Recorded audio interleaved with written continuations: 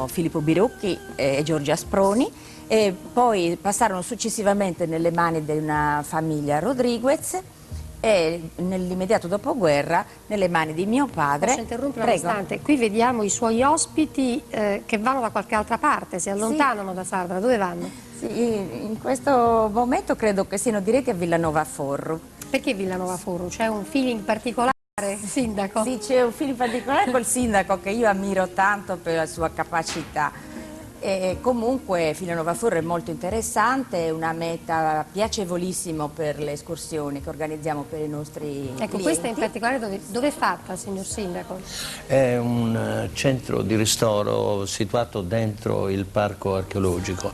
Villanova Forru è l'entroterra naturale di Sardara, soprattutto dal punto di vista culturale, per cui abbiamo spessissimo gli ospiti dell'idroterme di Sardara, con grande piacere dei nostri ragazzi della cooperativa che gestisce questo centro di ristoro. Quindi c'è un collegamento costante, quindi sì, tra le attività curative e termali e questo tipo di turismo che è un turismo culturale, archeologico, ricreativo. Certo, ma l'auspicio è che oltre che con le terme di Sardara questi collegamenti avvengano per tutte le cose che ci sono in Sardegna, non solo con le terme di Sardara e con Villanova Forru, ma con la Giara di Gesturi, ma col mare, ma con tutte le altre biotopi naturali, ambiente, eccetera, che abbiamo in Sardegna, una ricchezza immensa che praticamente non è sfruttata come dovrebbe essere. Cioè questo sforzo di collegare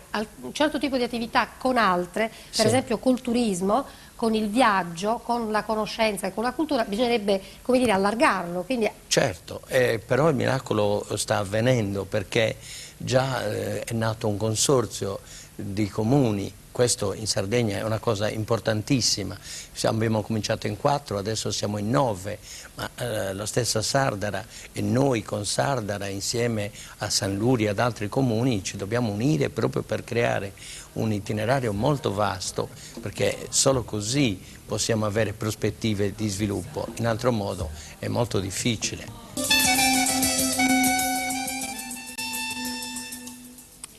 Giovanni Pugeddu, sindaco di Villanova Forru, abbiamo sentito prima lo sconforto degli abitanti di Sardara e anche lo sforzo che l'amministrazione comunale sta facendo proiettandosi nel futuro con dei progetti che in parte sono stati illustrati. E Villanova Forru come affronta la crisi?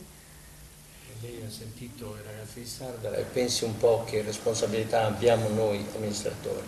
Sono responsabilità terribili perché ci riponiamo noi questi problemi e cerchiamo di risolverli inventando anche molto spesso le cose, come è successo a Villanova Forru. Però ci sono degli ostacoli che impediscono di fare il salto in avanti. Adesso stiamo organizzando i consorzi, ci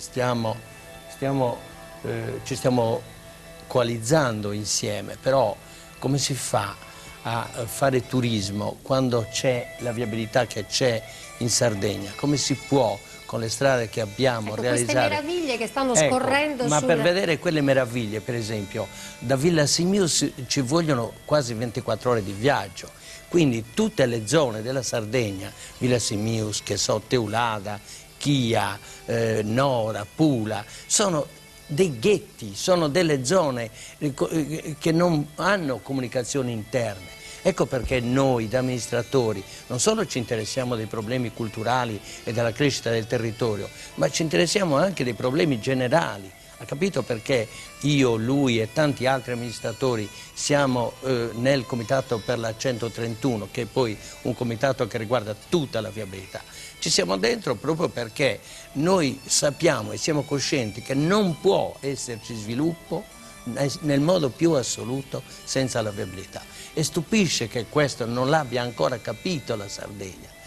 I sardi, gli amministratori della Sardegna, se è vero come è vero, che si lamentano del fatto che noi continuiamo a batterci con tanto entusiasmo e con tanto ardore per questo problema, si lamentano di noi, ma noi non siamo contro la Regione, non vogliamo essere controparte della Regione, però noi vogliamo anche dire alla Regione, in 3 piani di rinascita, più negli interspazi, quante migliaia di miliardi in valore di oggi sono stati consumati. La rinascita non è avvenuta, perché non si è fatto almeno questo? Almeno la strada. Beppe Gamboni, ci spostiamo un attimo da queste meravigliose immagini che abbiamo visto poco fa, gli splendori di Villanova Forro, che però l'amministrazione comunale sta valorizzando, ovviamente con le forze che ha a disposizione. Certo, la strada, le strade non sono di competenza dell'amministrazione comunale, sono di altra competenza, certo della Regione ma anche del Governo. Beppe Gamboni.